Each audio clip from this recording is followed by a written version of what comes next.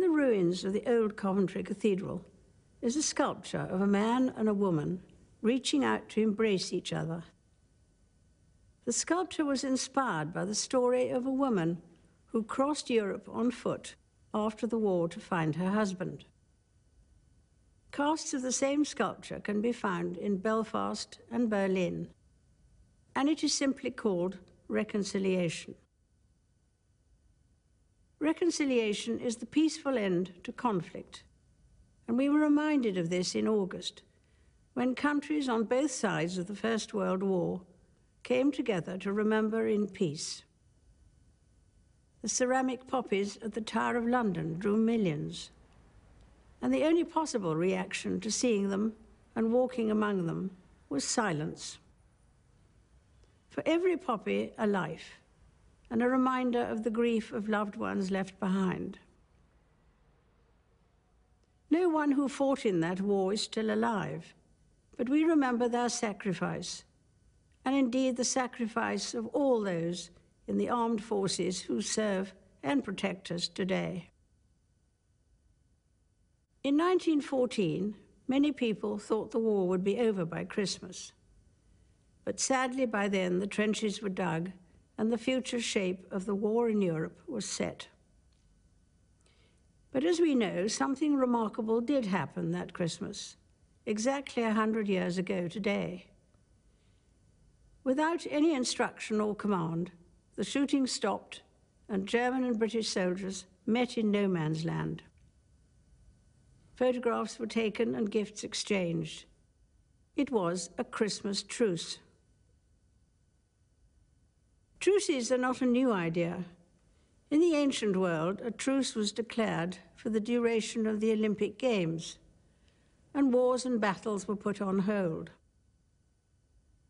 Sport has a wonderful way of bringing together people and nations, as we saw this year in Glasgow, when over 70 countries took part in the Commonwealth Games. It is no accident that they are known as the friendly games. As well as promoting dialogue between nations, the Commonwealth Games pioneered the inclusion of parasports within each day's events.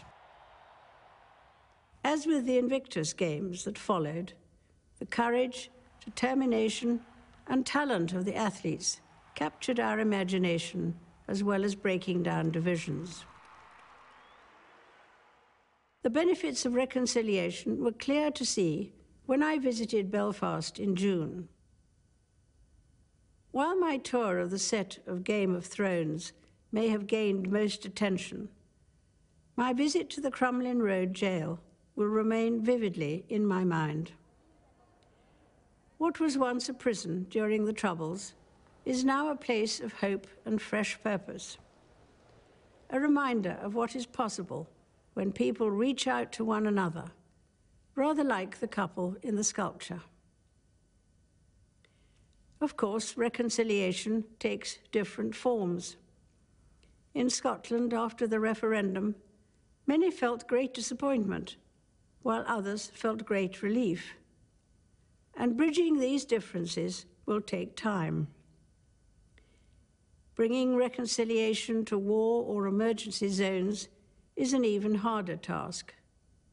And I have been deeply touched this year by the selflessness of aid workers and medical volunteers who have gone abroad to help victims of conflict or of diseases like Ebola, often at great personal risk.